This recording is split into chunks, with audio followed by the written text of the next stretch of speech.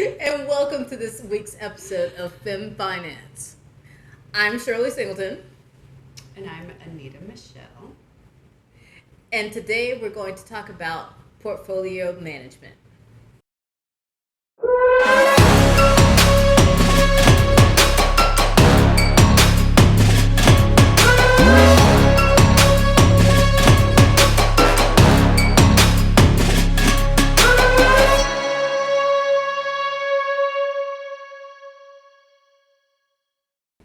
What might the definition of portfolio management be? Yes. What do you think? Well, I think that it would be things that you do to manage your portfolio in order to keep it up and running and tip top and making you money. So when I think of management, I think of managers, and that would be one who manages something. Right? Do I need somebody else to manage it for me, or can I just manage it myself? Am I my own manager of my portfolio? I think that you can manage it yourself. Okay. If you want professional help, I mean, it's available and it's out there, but I think that you could do it yourself. I think you could. So what kind of things would you do? Well, Or what kind of things do you do to manage your portfolio?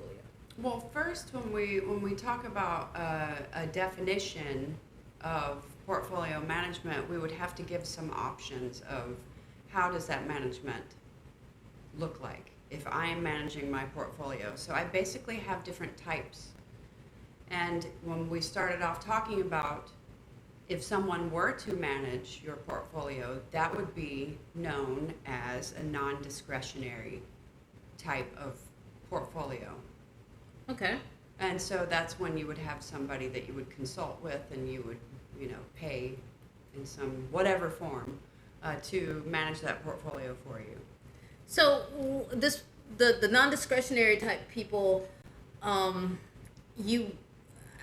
there are fiduciaries. Yes. And then there are also non-fiduciaries. So if it was me, I'd be Yes. looking for a fiduciary. Right, as opposed to a financial counselor, because that can be different. There are different levels of certification. If you are going to have somebody to take discretion over your portfolio, that's why it's non-discretionary for you, because you're not doing it. You have input into it, but you're not the one doing it. Right. Necessarily. So the opposite would be discretionary, where you have full control over it, basically. You could, ideally, or you could have somebody else do it, but we want to be more independent as women with our portfolios and managing. So in that type, you would set individual goals, like maybe like on a thermometer, like I want to, raise my portfolio until the top, and, the 100-degree mark is however much money, and you may want to pay off a debt with it. You may want to have enough, to, let's say, pay off your car or whatever, or an eviction that somebody did to you. And then you have two standard types, which would be active versus passive. Okay. And those are pretty much self-explanatory. One would think, right? So active would be you are in there constantly maneuvering, making trades on a daily basis, essentially, to make as much money as you can in that portfolio. You are hands-on, you have goals that you have set, and you are going balls to the wall investing, versus passive type of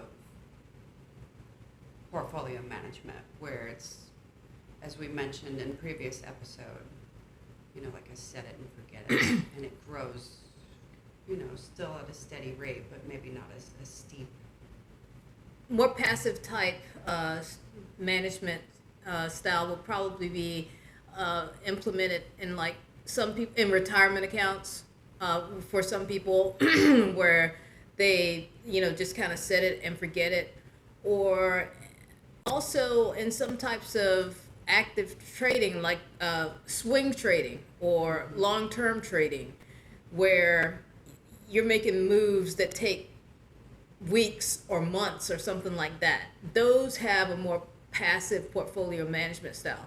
Whereas if you're doing trades like every day, if you're doing day trading or if you're doing scalping or something like that, then you would have a more active management style for those trades. I think that you can have multiple types of portfolio management happening at the same time for short and long duration management. We mentioned in our previous episodes and discussions that in order to manage your portfolio, you have to take your pulse point, your pulse check of your risk profile. And so that helps you know exactly what your balance is in your active versus passive, discretionary versus non-discretionary type of portfolio management strategies. And then you can go from there. Reasons why you are looking to manage your portfolio in all of these different types of ways. You want asset allocation, you want diversification, or you want rebalancing of your portfolio.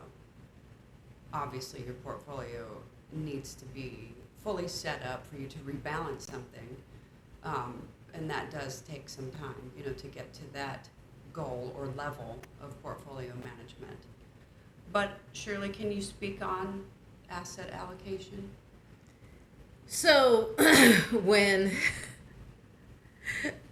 so for myself, I like to allocate my assets in such a way that they are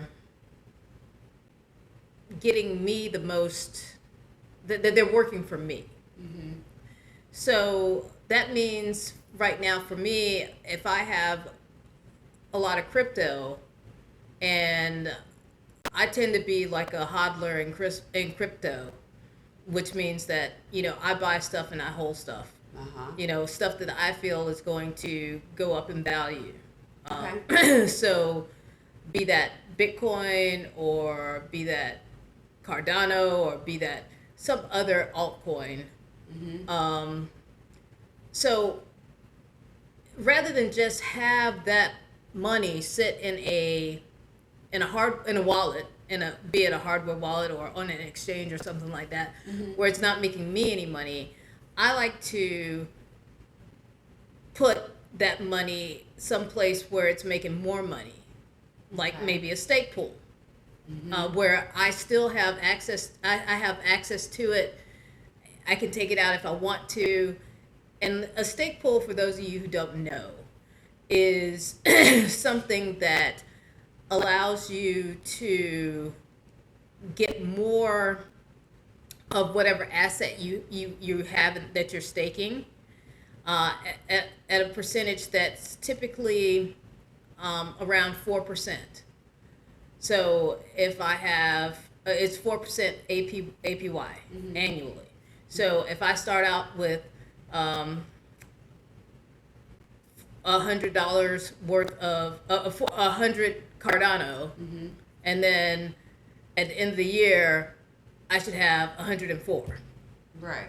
Right, and then but it's also compounding Right. as well. So in 2 years, I'll have 100. I'll have more than 100, 108. I'll have, maybe I'll have just do the math. Mm-hmm.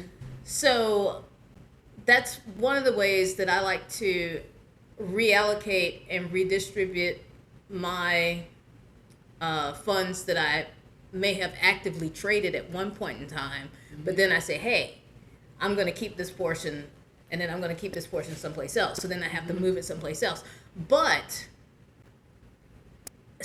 because in crypto it's very important to remember where you put your assets, because in crypto you're free to move them anywhere you want to in most cases. Mm-hmm. So I have a spreadsheet where I write down what all of my assets are, Mm-hmm.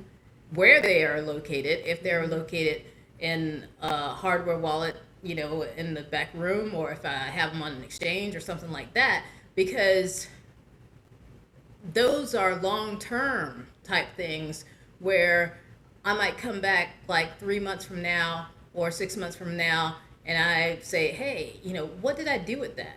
What was I thinking when I did this? And I can write down notes, that can immediately catch me back up and say, okay, I was thinking this, and then I can jump back in that mindset, and then I can, continue to follow the plan that I set out, or, create another plan. Right. So you're constantly rebalancing within that asset allocation structure with your crypto. Yes. Okay. So what would be some objectives and reasons why a person would want to know more about portfolio management? One of the reasons why someone would want to know more about portfolio management is because it makes you more profitable. Because the more you know about where your money is and what it's doing and what it's not doing, then you can make changes to make it more profitable. Right. Profitability, capital appreciation. Right. Yes. So for tax reasons, you might want to hold on to an asset for a year so that you can so that when you do cash it out or whatever, then you only pay long-term capital gains as opposed to short-term capital gains. Right, because there's a tax penalty otherwise. Yep.